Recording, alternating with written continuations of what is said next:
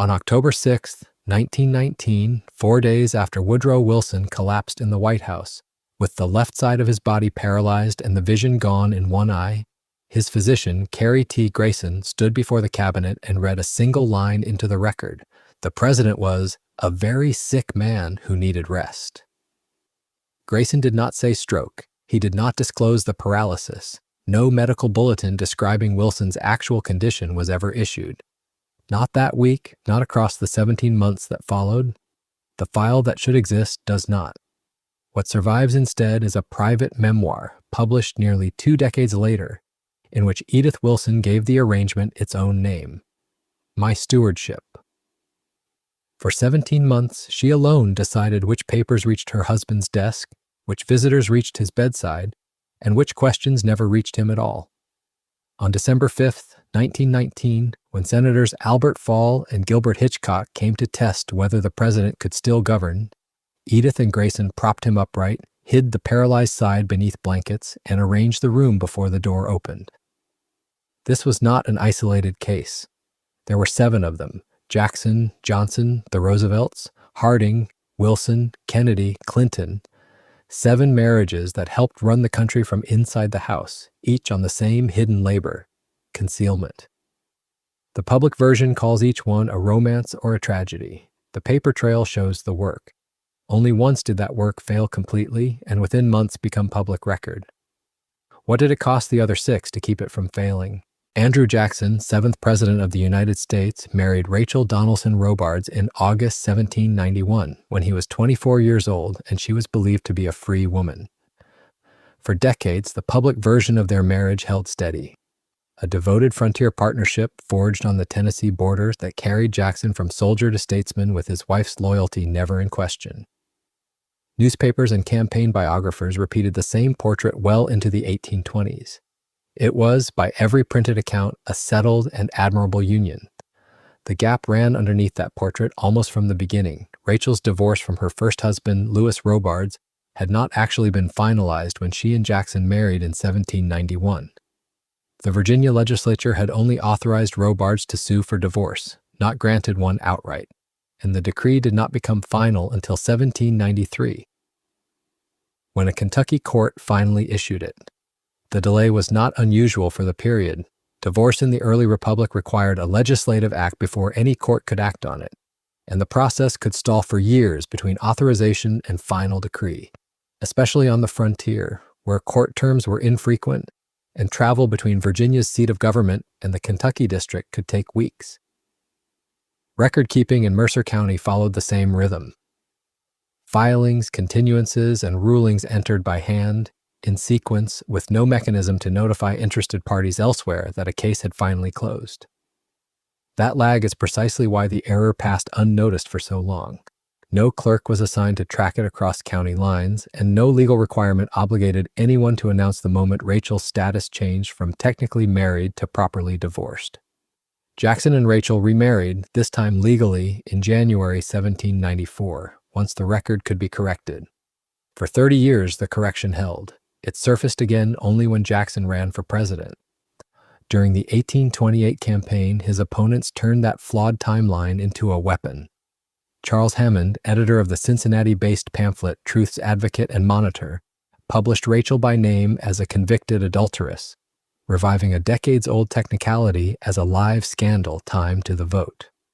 Other papers picked up the charge and ran it through the summer and fall.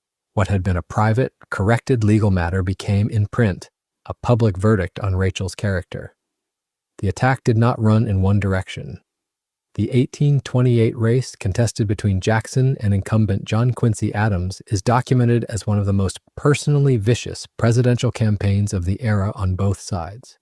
Pro-Adams papers went after Rachel, while pro-Jackson papers circulated their own charge against Adams, accusing him of having procured a woman for the Russian Tsar during his years as a diplomat in St. Petersburg.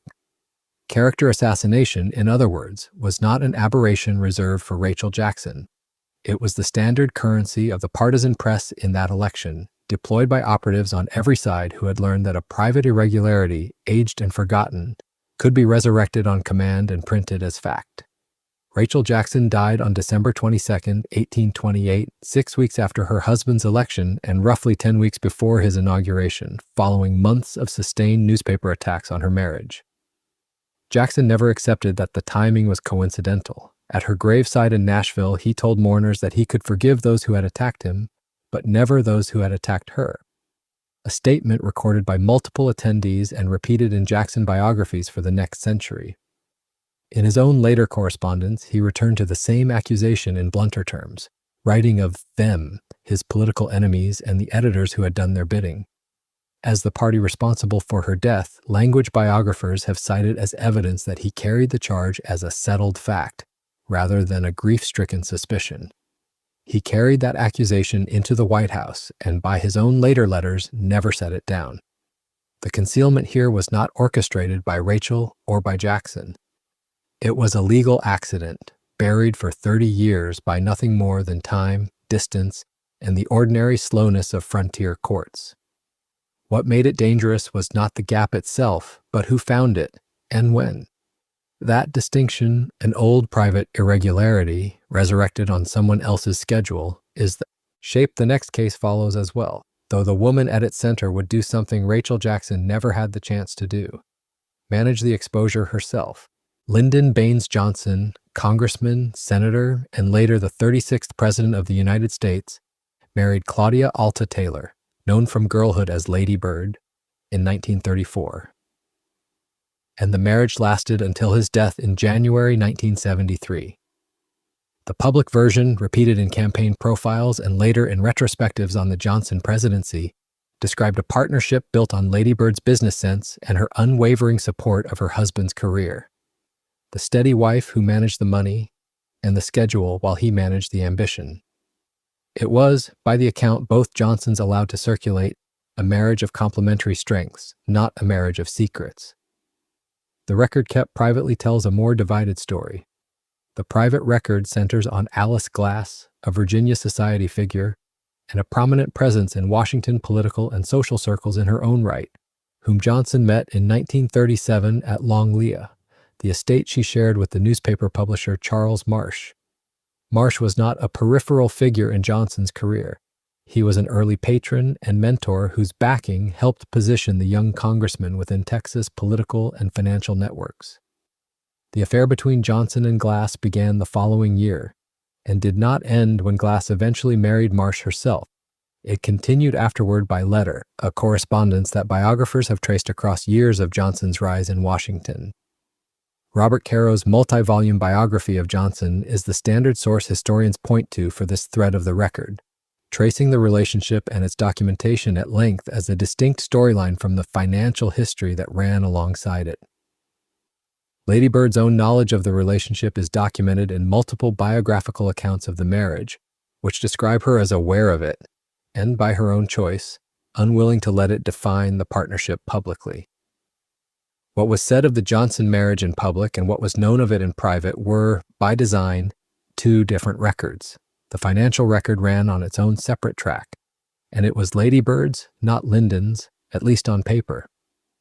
In January and February 1943, she spent $17,500 of her own inheritance to buy radio station KTBC in Austin, Texas. The Federal Communications Commission approved the purchase that February. The station was purchased and held formally in her name, but the underlying ownership was structured through a family partnership arrangement, a mechanism that later biographers and legal analyses of the Johnsons' finances have described as functioning much like a blind trust, an arrangement in which the office holder's direct hand is kept off the paperwork, even as the assets' fortunes track the office holder's decisions.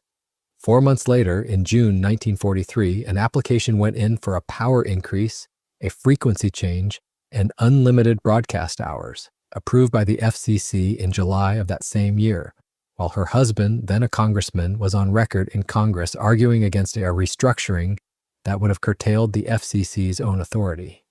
The station, run by Lady Bird's judgment and credited to her business acumen, became, over the following decades, the financial foundation of the Johnson family fortune, and the blind trust framing of that structure is itself a recurring point of scrutiny in later accounts of LBJ's wealth. The two records never had to reconcile because each was legible only to its own audience. The public saw a shrewd businesswoman and a devoted political wife, and the description was accurate as far as it went.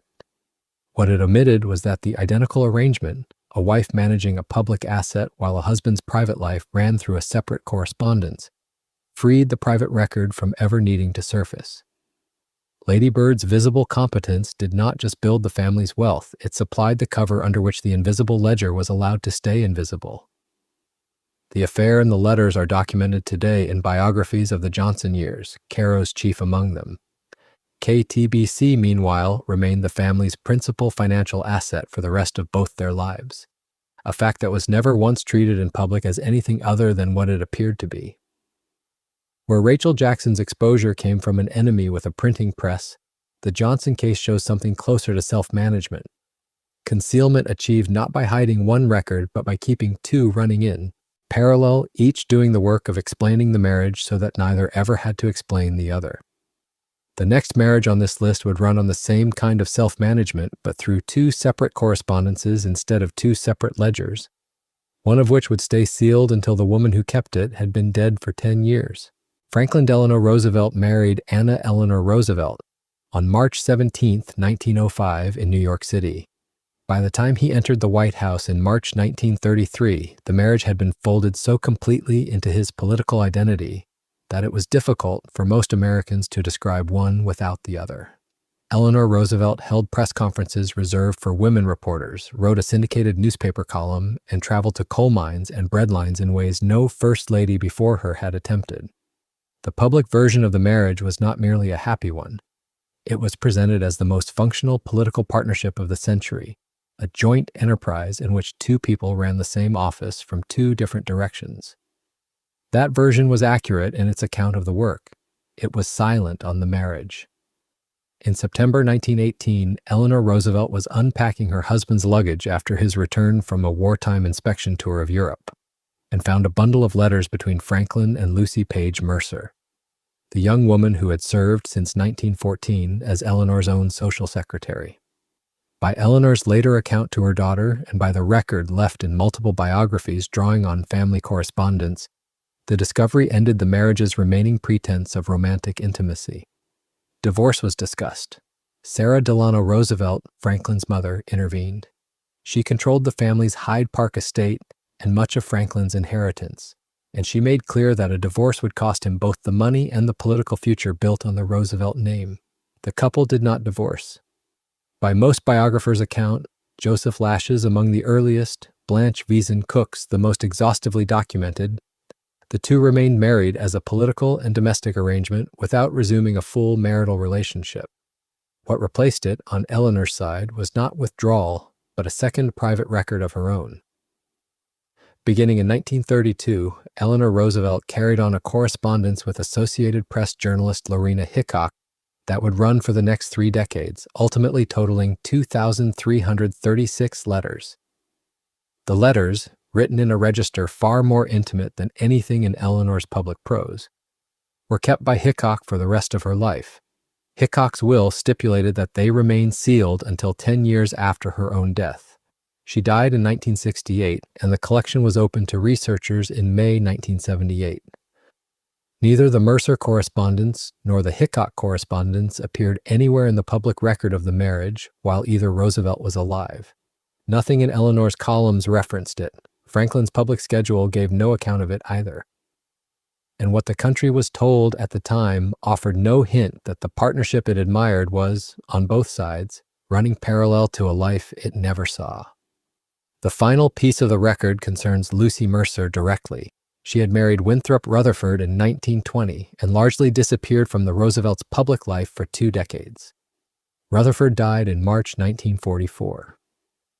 In the months that followed, the Roosevelts' daughter, Anna Roosevelt Baudiger, began quietly arranging private visits between her father and Lucy Mercer Rutherford at the White House and elsewhere, without informing her mother.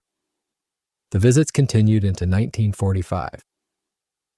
On April 12th of that year, at the Little White House in Warm Springs, Georgia, Lucy Mercer Rutherford was present in the room when Franklin Roosevelt suffered the cerebral hemorrhage that killed him within hours.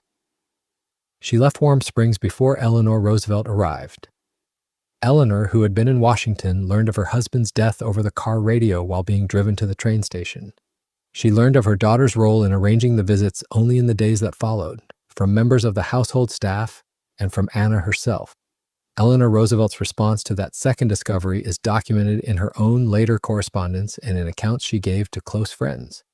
A controlled, lasting anger directed less at her husband, by then dead, than at her daughter, whose reconciliation with her mother took years to rebuild. She never gave a public account of what she learned that April. The Hickok letters, by contrast, eventually became part of the historical record by design. Hickok's own choice, not Eleanor's, and not made public until a decade after Hickok's death, closed the question of consent. Both archives sit today at the Franklin D. Roosevelt Presidential Library in Hyde Park, open to any researcher who requests them, cataloged, dated, available. What the file contains in full is not one hidden fact, but four: a discovered letter in 1918, a mother's financial ultimatum that kept a marriage intact in name only, a second sealed correspondence running on the other side of the same marriage for 30 years, and a daughter's arranged visits that put another woman in the room at the end. None of it altered what the country was shown. All of it was true at the same time as the partnership the country believed it was watching. The next item concerns a president 2 decades earlier and a marriage that left behind not one sealed correspondence but two, unsealed on 2 separate occasions decades apart. Warren Harding served as the 29th President of the United States, elected in 1920 and dead in office by August 1923. The public version of his marriage was, by the standards of the men on this list, almost aggressively ordinary. Florence Harding, nicknamed the Duchess by her husband's staff, was known publicly as the more disciplined half of the partnership, the one who managed his newspaper business in Marion, Ohio, steered his political career, and by most accounts kept him organized enough to reach the White House at all. Reporters covering the administration saw a marriage undamaged by scandal, run by a capable wife who had, in effect, built the machine her husband rode into office. The record kept privately did not resemble the record kept publicly, and it did not involve one hidden relationship but two, filed away in 2 separate archives that would not open for decades. The first was Harding's affair with Carrie Phillips, a family friend from Marion, which by most reconstructions ran from 1910 to 1920, 15 years, ending the same year he won the presidency. Harding and Phillips corresponded at length, and nearly 1,000 pages of those letters were eventually donated to the Library of Congress in 1972. An Ohio judge had already sealed the material decades earlier, and the surviving court order fixed an unsealing date 50 years out, July 29, 2014. The letters were open to researchers on that date, precisely as scheduled, having sat under legal seal for longer than Harding had been dead. The second affair ran alongside the first for part of its span and outlasted it. Nan Britton, roughly 30 years younger than Harding, later wrote that their relationship produced a daughter, Elizabeth Ann, born in 1919. In 1927, 4 years after Harding's death, Britton published a book titled The President's Daughter, naming him as the father in print. The Harding family denied the claim outright and kept denying it for nearly a century, treating the book as an extortion attempt rather than a record of fact, a denial that held formally until well past the lifetimes of everyone directly involved. What makes this item distinct from the 3 before it is the mechanism itself. Jackson's irregularity was buried by circumstance and revived by political opportunists. Johnson's record was managed informally inside a household. Roosevelt's was suppressed by family pressure and by Eleanor's own private choices about what to seal and for how long. Harding's concealment was the first on this list to be formalized by the legal system directly, an actual court order with an actual date attached, converting a private matter into a scheduled unsealing 50 years in the future. Concealment here was not managed by a spouse or a relative, it was managed by a judge. The paternity question that the family had denied since 1927 was not settled by a historian, a journalist, or a court. It was settled by a laboratory. In August 2015, an ancestry DNA test comparing genetic material from a Harding nephew against a sample from James Blasing, Britton's grandson, returned a paternity match at 99.9% certainty.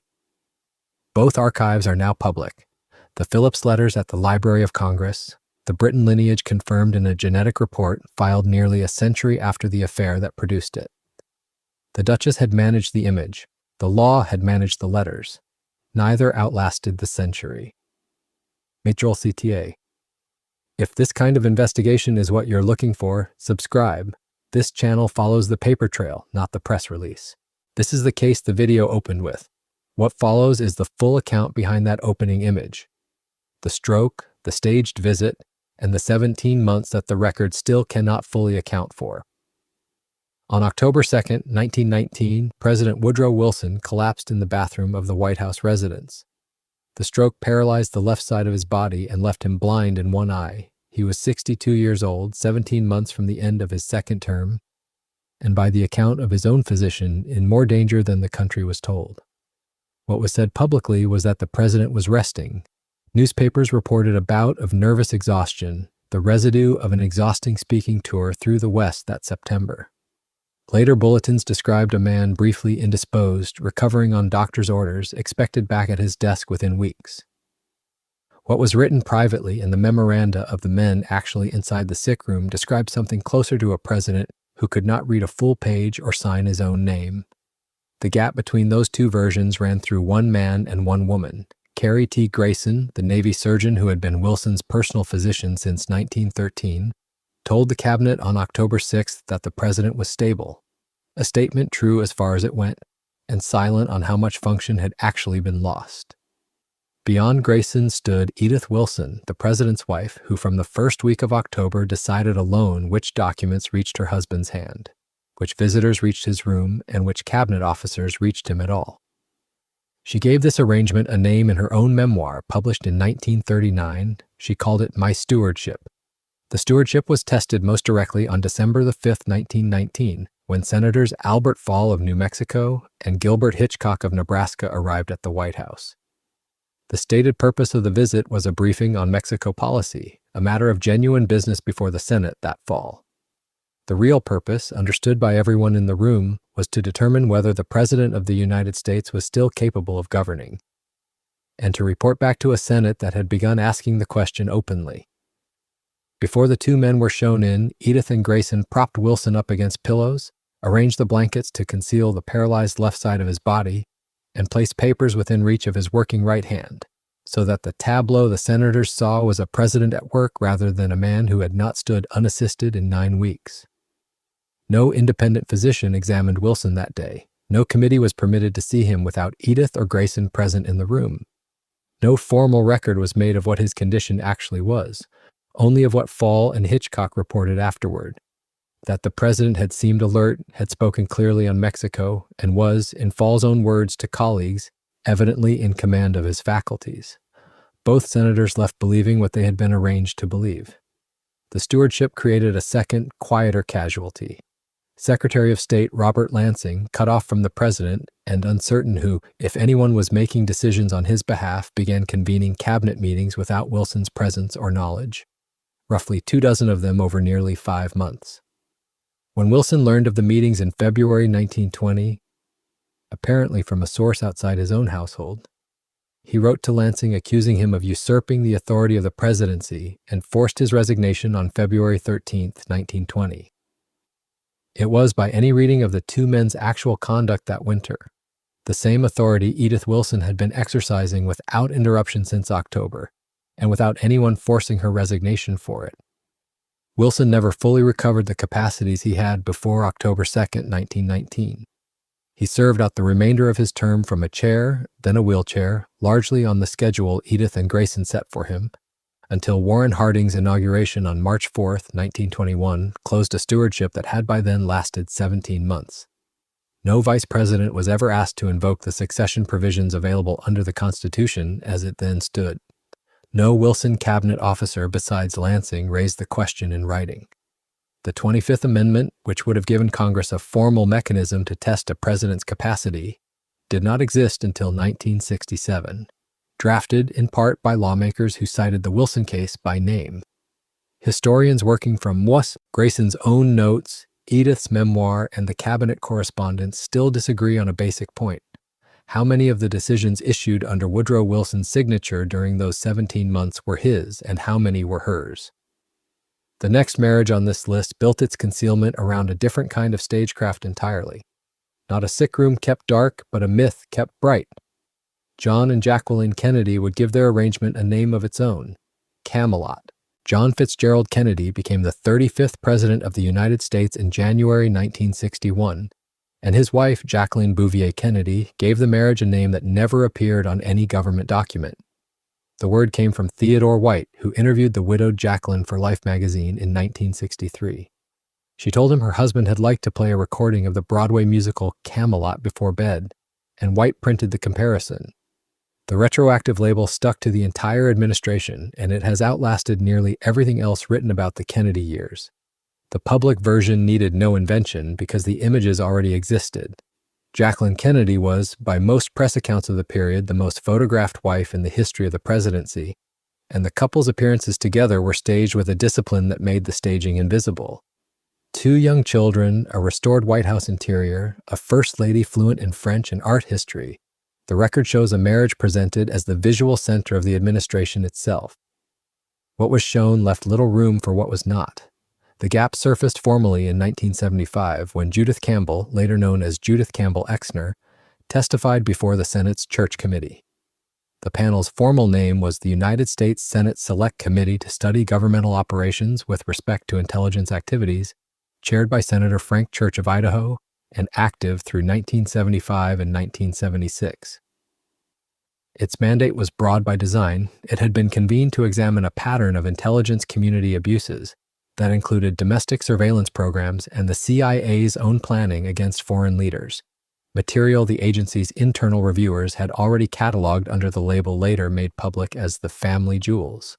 Exner's testimony concerned one strand of that inquiry, Central Intelligence Agency planning against Cuban leader Fidel Castro, and it named her as a woman who had moved between President Kennedy and 2 organized crime figures, Sam Giancana and Johnny Roselli, during the same years. Her identity reached the public on December 17, 1975, when the Washington Post published it, days after Giancana was murdered in his own kitchen, and shortly before he had been scheduled to testify before that same committee. The timing was never formally acknowledged as connected, but the sequence was documented in the committee's own record. Exner's own account did not stay fixed at what she told the committee in 1975.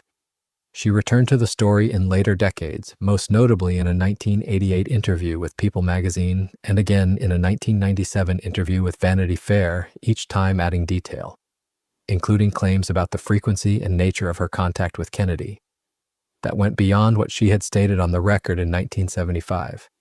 Historians examining her case have noted this pattern as a genuine point of caution, an account that grows more elaborate with each retelling, decades after the events it describes, is harder to weigh than testimony fixed at the time. That does not resolve the underlying claim about Kennedy, Giancana, and Roselli, which the committee's own findings addressed independently of Exner's later media appearances, but it is a documented tension in how her story has been received. Exner's testimony was not the only material to surface on this front. Secret Service records and oral history accounts from agents who served on Kennedy's protective detail, declassified and collected in subsequent decades, describe a broader pattern of women brought into the White House and to hotels during the president's travels, an institutional record that corroborates the general shape of the conduct Exner's testimony pointed to, without resolving every specific claim she later made. A separate claim about the marriage rests on a different kind of foundation, and it should be treated accordingly. According to Darwin Porter, whose 2014 biography of Jacqueline Kennedy is an attributed non-primary source account rather than a document from any archive, Jacqueline considered divorcing her husband before he entered the White House. Porter's account holds that Joseph P. Kennedy Sr., the president's father, offered her $1 million to remain married, and warned her of what a divorced Catholic woman would lose socially and financially at that time. No court filing, correspondence, or contemporaneous record has surfaced to confirm the figure or the conversation. The claim exists because biographers have reported it, and it is presented here on that basis alone. What is better documented is the outcome. By most biographers' account, Jacqueline Kennedy remained in the marriage for as long as her husband's infidelities stayed out of print. which was the same arrangement in one form or another that nearly every wife on this list had already made.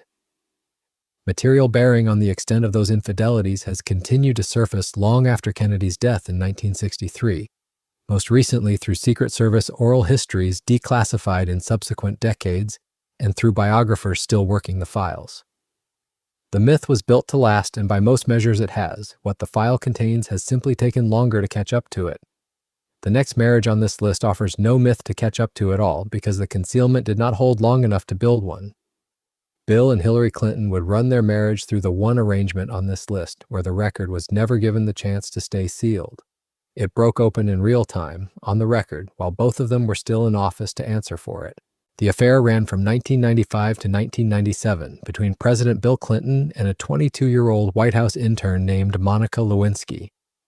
It began within the West Wing itself, continued intermittently after Lewinsky moved to a job at the Pentagon, and by January 1998, it had a name in the press before it had a confirmed shape in any official record. What was said publicly for months was a denial. I did not have sexual relations with that woman. Delivered on camera on January 26, 1998, with Hillary Clinton standing beside him at a prior event days earlier, defending him on television as the target of a vast right-wing conspiracy. At first, the story looked like every other item on this list, an allegation that could be denied, litigated, waited out. Bill Clinton had survived infidelity claims before. Jennifer Flowers in 1992 had been managed with a joint interview on 60 Minutes, and a campaign that outlasted the news cycle. Nothing in the early record of the Lewinsky matter suggested it would be different. It read in January and February 1998 like a scandal built for containment. Deny it. Wait. Let the story exhaust itself, as 5 prior marriages on this list had watched their own private records be contained by a court seal, a friendly biographer, or simple silence. That containment did not hold. Independent counsel. Kenneth Starr delivered his report to the House of Representatives on September 9, 1998. 445 pages, backed by more than 2,000 pages of supporting material. And by September 11th, it was public, posted for anyone to read. On November 17, 1998, the House released 22 hours of taped conversations between Lewinsky and Linda Tripp, the former friend who had recorded her without her knowledge. The House impeached Clinton the following month, in December 1998, on charges of perjury and obstruction of justice. The Senate acquitted him in February 1999. By any count, Starr's own, or the House's own, the paper trail here was not thin. It was total. Every marriage examined so far on this list survived on the same principle. The private record stayed private. Jackson's charge held because a rival editor's exposure came too late to matter to the marriage itself. Johnson's arrangement worked because it was never written down where a subpoena could reach it. For the Roosevelts, decades did the work. Franklin's correspondence sealed away by his children and an executor. Harding's daughter existed for the public only after a court order was fought and overturned years after his death. Wilson's second wife simply controlled the sick room, and no one outside it could contradict her account while it mattered. Kennedy's version outran scrutiny because a magazine phrase reached the public before the file did. A court seal, a decade-long clause in someone's will, a family's quiet financial pressure, a closed bedroom door, a name borrowed from a Broadway musical, 5 different mechanisms, and each one held long enough to matter. None of it worked here. The correspondence that might have stayed sealed was subpoenaed instead. The friendly editor who might have sat on the story did not exist. The story broke on the Drudge Report before Newsweek's own editors could decide whether to run it. And the deathbed account that might have controlled the narrative never got the chance. Grand jury testimony, forensic evidence, address, tested and matched by DNA analysis. And taped conversations all became public within the same calendar year the affair itself ended. Every safeguard the other 6 marriages relied on failed in this one in sequence on a timetable measured in months rather than decades, while both people at the center of it were alive, married, and answerable in real time. And the marriage went on. Bill and Hillary Clinton did not divorce during the impeachment or after the acquittal. They stayed married through her election to the United States Senate from New York in 2000, her tenure as Secretary of State from 2009 to 2013, and her 2 campaigns for president in 2008 and again in 2016, with him at her side both times. Whatever was settled privately between them was never formally acknowledged in public beyond her own brief statements about betrayal and forgiveness in later interviews and her 2003 memoir, Living History. The partnership that had begun in Arkansas in the 1970s continued as a political operation for another 2 decades after the most exposed, private record on this list became public. What the other 6 marriages on this list spent decades, and in some cases centuries, working to prevent happened here in full, delivered whole, dated, and signed into the public record while the marriage was still being lived rather than leaked years later or pieced together by a biographer working from sealed boxes. Kenneth Starr's report accomplished something no enemy editor and no court order had ever managed for the other 6. It made the entire private file public at once. The marriage held anyway. Edith Wilson's stewardship lasted 17 months, from October 1919 to March 1921. She never held office or took an oath, and her name never appeared on any organizational chart of the executive branch. Historians still cannot agree on how many of the decisions issued from the White House during that window were Woodrow Wilson's own. Some vetoes he clearly understood, some appointments he approved with full comprehension, and an unknown number of documents simply carried his signature because Edith or Grayson had decided that was the safer course. The record shows a president who was, for over a year, partially unreachable to his own cabinet. What the file contains is not a resolution of that question. It is the paper trail of an arrangement built specifically so the question would never have to be answered in public. That arrangement was not unique to the Wilsons. It was the mechanism repeated with variations across all 7 marriages this video has traced. Jackson's version was a legal irregularity, buried for 3 decades until an enemy dug it up. Johnson's was a public record of financial competence, a radio license, a station's books, built in parallel to a private record that was never meant to surface. For the Roosevelts, it took the form of correspondence. Lucy Mercer's letters discovered and returned, Eleanor's own letters to Lorena Hickok, sealed for 30 years by her own instruction. Harding's concealment was formalized by a court, a 50-year seal placed on Carey Phillips' letters by legal order rather than family discretion. With the Wilsons, it was access itself. Who could see the president and who decided? The Kennedys had a myth, built and named within weeks of the funeral and maintained by people who had every reason to prefer it to the alternative. The Clintons finally had none of these protections. Every safeguard failed within the same 4 months on the public record, and the marriage still continued for decades afterward. 7 mechanisms, 1 function. Keeping the machinery of the marriage separate from the machinery of the presidency, so that only the second would ever be seen. The span between the first case and the last is worth stating plainly. Jackson took office in 1828. Clinton's impeachment proceedings closed in 1999. That is more than a century and a third of American presidential history in which some version of this pattern recurs. The 7 couples never knew one another. They did not coordinate, and they never operated as anything resembling a group. Andrew Jackson and Bill Clinton share no connection beyond the office they held, and the position their wives were placed in because of it. What repeats is not a plan but a condition built into the institution itself. A presidency that generates private material its occupant cannot afford to have seen, and a spouse who becomes, by default and without appointment, the person who manages what the public is allowed to know. None of this required the wife's name to appear on a payroll or a title to describe what she did. Lady Bird Johnson ran a station. Eleanor Roosevelt ran a household, a correspondence, and eventually a diplomatic career of her own, all while managing what her husband's affair had done to her marriage. Edith Wilson ran access to a president. In 5 of these 7 marriages, Jackson's, Johnson's, Roosevelt's, Harding's, and Wilson's, the wife's role in managing what got concealed was never formally acknowledged by any court, agency, or institution at the time it happened. No commission investigated it. It was never classified by any agency, and no office existed whose job was to describe it. It survives only in family papers, in memoirs written years or decades later, and in the work of historians who pieced it together after the fact. In each case, the labor was real and sustained, and in each case it went officially unnamed. If any of this is a matter of curiosity rather than argument, the sources are not hidden. The Carey Phillips letters are held at the Library of Congress, opened in full in 2014. The FDR Library in Hyde Park holds the Lucy Mercer correspondence and the Eleanor Roosevelt papers, including material from the Hickok letters. The Church Committee's 1975 records are held by the National Archives, cataloged for public research. The House impeachment proceedings from 1998, along with the Starr Report, are part of the Congressional Record and the Archive. Files of the House and Senate, searchable through official government channels.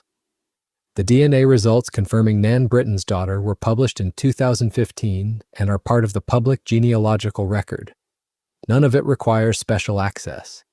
Anyone who wants to check these claims against the primary material can do so directly without taking this video's word for any of it.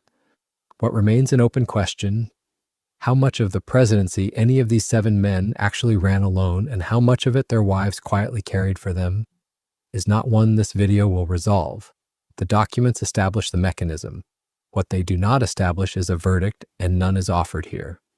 If you want to follow the next investigation into a government program that turned the same tool these marriages relied on, controlled information, on an entire country instead of one household, watch that one next.